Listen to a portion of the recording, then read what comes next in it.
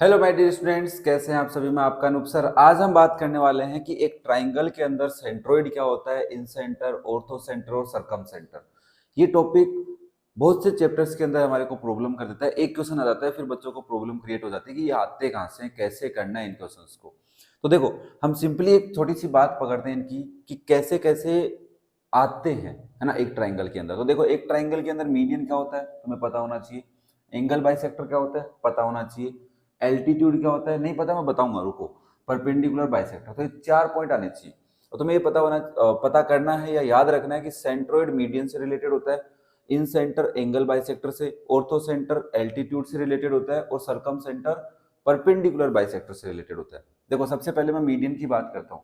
तो अगर आपके पास एक ट्राइंगल है बच्चा, इस ट्राइंगल के अंदर अब ये कैसा भी ट्राइंगल हो सकता है, ध्यान से सुनना, कैसा भी ट्राइंगल हो सकता है। मतलब कैसा, कैसे, क्या कहना चाहते हो सर?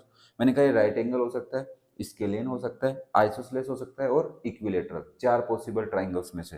तो अगर एक वर्टेक्स ए है, इस वर्टेक्स से ऑपोजिट साइड को अगर आपने इस तरीके से ज्वाइन किया है कि वो उसको जाके मिड पॉइंट पे टच होता है, तो मतलब इसको बाइसेक्ट करता है। तो ये जो लाइन है, इस लाइन को मीडियन बोलते हैं। तो एक ट्राइंगल में कितनी मीडियन पॉसिबल है? There are 3 medians in a triangle.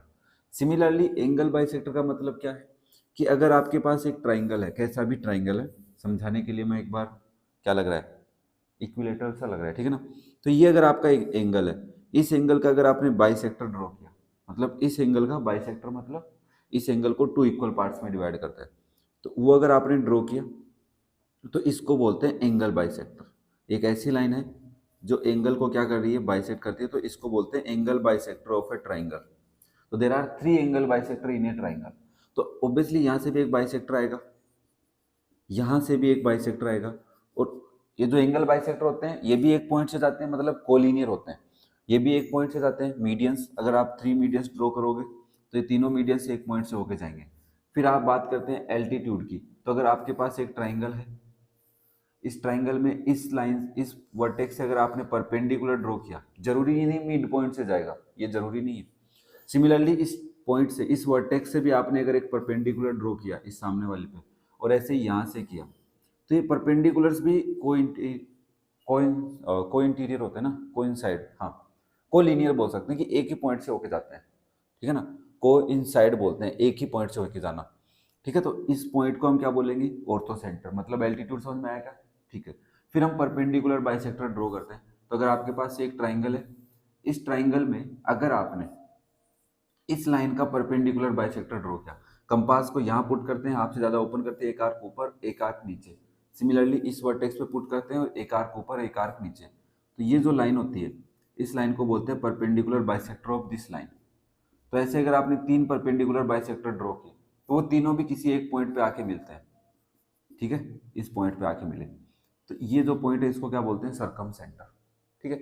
अब इसके अंदर भी ये पूरा एक चैप्टर मान के चलो कि इन 4 टॉपिक से ट्राइंगल में एक चैप्टर बना सकते हैं। तो अगर मुझे किसी बुक के अंदर ये चैप्टर मिलेगा कि इस पे ऊपर पूरा डीपली बताया हुआ है, तो मैं आपको जरूर शेयर करूंगा कि वो चैप्टर जरूर पढ़ लेना उस बुक से, ठीक है। तो अब फटाफट हम बात करते हैं सेंट्रोइड का मतलब क्या होता है। कि सर अगर एक ट्राइंगल में 3 मीडियंस जिस पॉइंट से जाती हैं, एक ट्राइंगल के अंदर उस ट्राइंगल की 3 मीडियंस जिस पॉइंट से होके जाती हैं, एक पॉइंट से होके जाती हैं, उस पॉइंट को मीडियन का क्या बोलते हैं, सेंट्रोइड बोलते हैं। क्या बोलते हैं, सेंट्रोइड, ठीक है ना। अब सेंट्रोइड से रिलेटेड क्वेश्चन जरूर अपने आरडी शर्मा के अंदर मैंने देखे हैं, ठीक है ना। इन सेंटर का मतलब क्या है सर, अगर आपने एंगल बाइसेक्टर ड्रॉ की, एंगल बाइसेक्टर जिस पॉइंट से होके जाएंगे उस पॉइंट को क्या बोलेंगे अपन, इन सेंटर बोलेंगे। क्या बोलेंगे बच्चा पार्टी, इन सेंटर। वीडियो को 2-3 बार देखोगे तो बहुत अच्छे से समझ में आ जाएगा। ऑर्थो सेंटर किसको बोलते हैं सर, एक ट्राइंगल के अंदर अगर हमने 3 एल्टीट्यूड्स ड्रॉ किए हैं जो किसी वर्टेक्स से ऑपोजिट साइड पे 90 डिग्री होते हैं, तो वो तीनों पॉइंट जिस पॉइंट से होके जाते हैं, तीनों लाइन से या तीनों एल्टीट्यूड, उस पॉइंट को क्या बोलते हैं अपन, ऑर्थो सेंटर बोलते हैं, ऑर्थो सेंटर बोलते हैं। और थर्ड अपने पास क्या जाता है, सरकम सेंटर। किसी भी ट्राइंगल की 3 साइड्स जो होती हैं उनका अगर हमने परपेंडिकुलर बाइसेक्टर ड्रॉ किया और जिस पॉइंट से वो परपेंडिकुलर बाइसेक्टर होके जाएगा उसको बोलते हैं अपन सरकम सेंटर। आपको अगर इसके अंदर डिटेल में वीडियो चाहिए तो मुझे कमेंट करके बताना कि सर इनसे रिलेटेड क्या क्या हो सकता है। एक डिटेल में बता देता हूं, अगर आपके पास एक ट्राइंगल है, जो ओबियसली इक्विलेटरल ट्राइंगल होगा। तो उसके अंदर आपने अगर एक सर्किल ड्रॉ किया, अरे क्या हो गया ये, अगर आपने उसके अंदर क्या ड्रॉ किया बच्चा, एक सर्किल ड्रॉ किया, तो उस सर्किल का सेंटर कहाँ मिलेगा, सेंट्रोइड पे मिलेगा। किस पे मिलेगा बच्चा, सेंट्रोइड पे।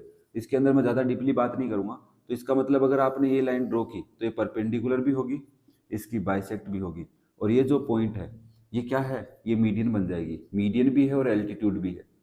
ये क्या है, मीडियन भी है और एल्टीट्यूड। मैं इक्विलेटरल ट्राइंगल की बात कर रहा हूँ सिर्फ।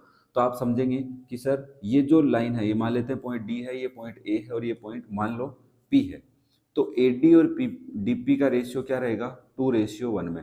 तो इस लाइन को याद कैसे रखते हैं, centroid, centroid of an equilateral triangle divide median into ratio 1। Centroid of an equilateral triangle divide median इन 2:1।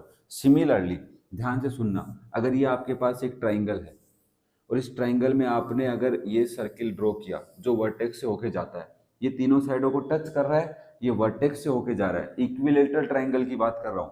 तो ये जो सेंटर है ये वापस से इसको किस रेशियो में डिवाइड करेगा, डी मान लेते हैं, ए मान लेते हैं, पी, तो 2:1 में। किस में डिवाइड करेगा, 2:1 में। अब तुम कहोगे अच्छा सर हमें एपी पता करनी हो तो कैसे करते हैं। देखो इसके अंदर अगर आपको एपी पता करनी है तो एपी क्या है, एडी प्लस डीपी है, एडी प्लस डीपी। तो एपी को पता करने के लिए एडी प्लस डीपी पता करना पड़ेगा। बट अगर आपको डीपी पता करना है तो आप डायरेक्ट पता कर सकते हैं। कैसे, 2:1 में, तो टोटल नीचे डीपी का रेशियो 1 है तो 1/3 इंटू एपी। ये शॉर्टकट है, ठीक है ना। प्रॉपरली इसको रेशियो के कॉन्सेप्ट से करते हैं। और अगर आपको एडी पता करना है तो आप लिखेंगे 2/3 इंटू एपी, ठीक है ना। ये बातें थोड़ी सी समझनी पड़ेंगी। Further area related to circle जो एक्सरसाइज चैप्टर नंबर 13 है, 13.4 में कुछ क्वेश्चन इससे रिलेटेड हैं। ओके, तो उम्मीद करता हूँ तुम्हारे को ये बातें थोड़ी समझ में आई होंगी। ज़्यादा तो मैं भी नहीं बोलूंगा क्योंकि नया है तो तुम्हारे को वैसे ही कंफ्यूज कर रहा होगा। बट एक तो इस पॉइंट पे थोड़ा सा फोकस करना इन दोनों डायग्राम्स के ऊपर कि सेंट्रोइड से होके जाता है, ये सेंटर ऑफ द सर्कल होता है, ठीक है ना। ध्यान रखना सेंटर ऑफ द सर्कल, क्योंकि ऑब्वियसली इधर भी 2:1 ही आएगा, इधर भी 2:1 भी आएगा। ये 1:1 है तो 1:1 रहेगा। देखो ये 1 है तो इधर भी 1 रहेगा, इधर भी 1 रहेगा, तो सबकी वैल्यू 1:1 है और 90 डिग्री भी है ना। तो बहुत सारे कॉन्सेप्ट लगते हैं। डीपली वीडियो चाहिए कमेंट कर देना, मैं तुम्हारे लिए जरूर मेहनत करूंगा भाई, जरूर समझाया जाएगा। अपना सिलेबस से हटके टॉपिक है, मुझे भी पता है कि ये वीडियो थोड़ा सा हटके है सिलेबस में, कई बच्चे डिस्टर्ब भी हो सकते हैं इससे। बट कुछ बच्चों का कमेंट था इसलिए मैंने ये वीडियो बनाया है ताकि डाउट हो वो क्लियर हो जाए और उनको लगे कि हाँ यार चैनल अपने लिए काम कर रहा है, चैनल पे जो बंदा है वो अपने लिए काम कर रहा है, तो हेल्प हो जाए। बस हमारा मोटिव ये है कि आपकी हेल्प हो जाए कैसे भी करके। तो कैसा लगा वीडियो मुझे कमेंट करके जरूर बताना। चैनल पे नए हैं सब्सक्राइब कर सकते हैं। क्लास 10 से रिलेटेड अगर आपको कोई भी वीडियो चाहिए डिस्क्रिप्शन में लिंक आप ढूंढ सकते हैं। फिर भी नहीं मिले मुझे कमेंट करके बता सकते हैं। ओके, तो इन लास्ट में आपसे ये कहूंगा, thank you for watching the video, love you all, have a nice day and best of luck for your future. Bye बेटा।